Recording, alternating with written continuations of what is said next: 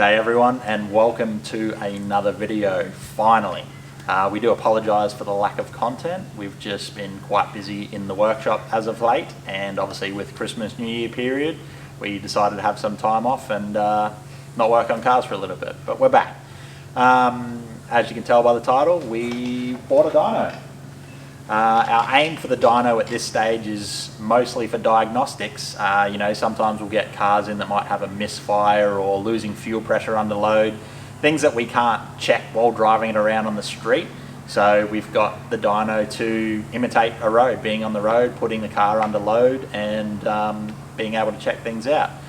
And also with all cars that we sort of do new ECU installs on and things like that, we have the ability now to test them, do a light cruise setup so that we know that the customer can actually drive it, not need a tow. So yeah, just a bit of a new tool, extra tool for us for those sorts of things. Eventually we'll probably do a bit of tuning. At this point in time we'll have a bit of a play with our own cars and good friends' cars, and you know, able to test upgrades that we do. So on Glenn's car, for instance, we might do a little bit here and we'll see what it does and see what gains can be made from doing the small bits and pieces.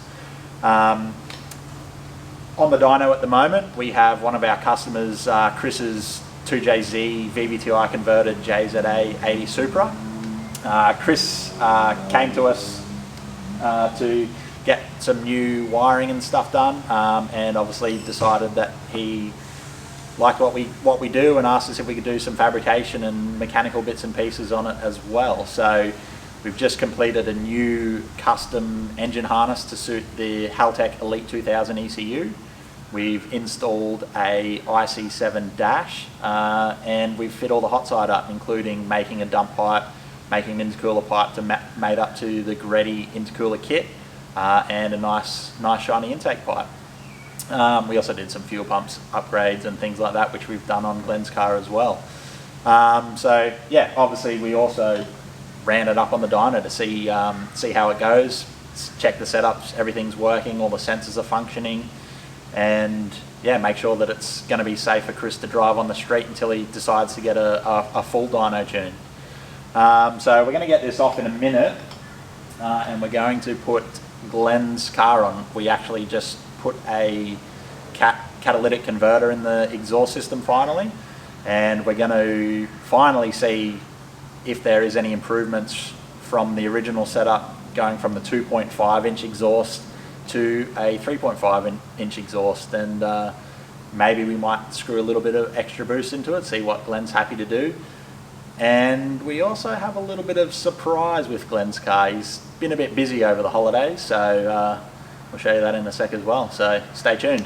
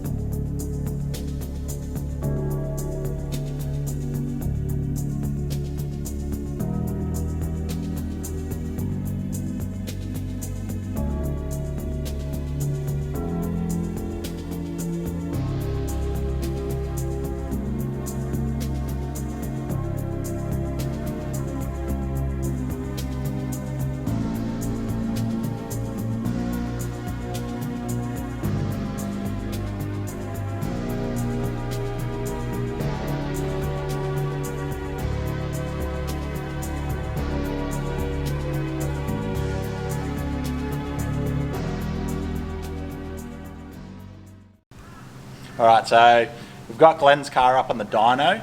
We're going to do a baseline test with what we've done to it now to see if we've got some improvements versus the 2.5 inch exhaust. Now obviously it's a different dyno, but from what we're told with GT Auto's dyno is it's pretty closely calibrated to these rolling road dynos. So we'll see how it goes. If it's, most people say that hub dynos read higher or just more accurately. So if anything, this should read less horsepower than what it did at GT, or if it's higher, then we know that it's more than likely actually gained some horsepower. So let's get into it and see what happens.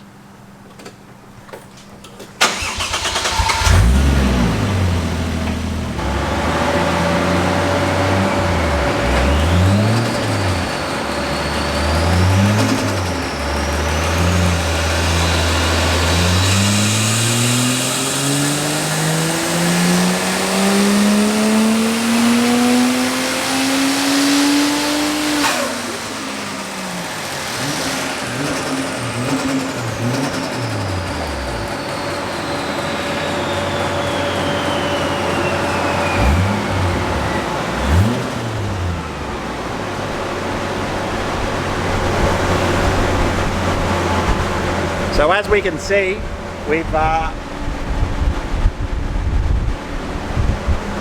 gained 70 horsepower from its last dyno run at GT Auto Garage. I don't think this dyno is going to read that much higher, so I would dare say we have actually got an improvement here. So yeah, I'd say going from the 2.5 inch exhaust being really restrictive to the 3.5 inch exhaust, we're getting quite an improvement. We might even be seeing higher boost levels, which is going to add to the fact of extra power. So if we have a quick look,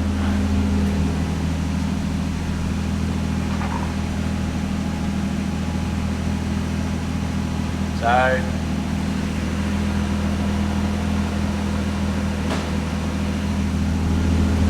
from that you can see we're running 13 pound. I believe it was probably only maxing out at 11 psi previously, so 2 extra psi is probably going to denote to that sort of horsepower gain. So yeah, if Glenn's keen, we're going to put a boost T into it and see if we can wind a couple more psi into it and see what happens. It's a bit windy. Got a nice little GFB boost T there. Add a little bit more boost to this and see what it does.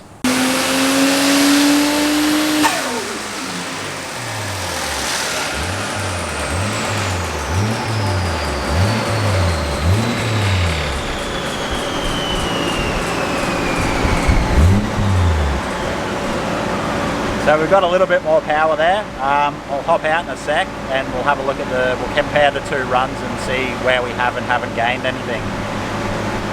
So we've ended up with 339 horsepower. We've only added 2 psi of boost to the overall boost T with the boost T. So obviously we can't expect too much. It is still on a standard ECU.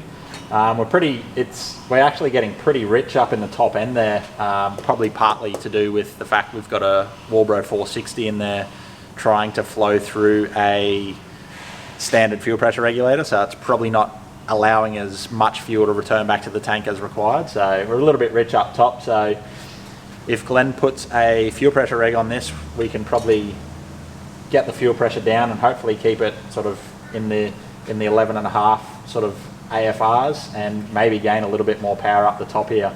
But yeah, we'll leave that one for another day and we'll see if we can gain a little bit more out of it on the standard ECU. But going from 254 sorry, to 324 just with the change of exhaust is a huge improvement. Now again, if it's something to do with the dyno, I just don't see that it's going to be reading that significant of an increase going from one dyno to the next. Could be wrong. We have had a couple of other cars on here that have been on a couple of other different dynos and they're pretty much within 5 horsepower of each other. So I'd like to think that this dyno is pretty accurate, but again, it's a tuning tool, it's a diagnostic tool.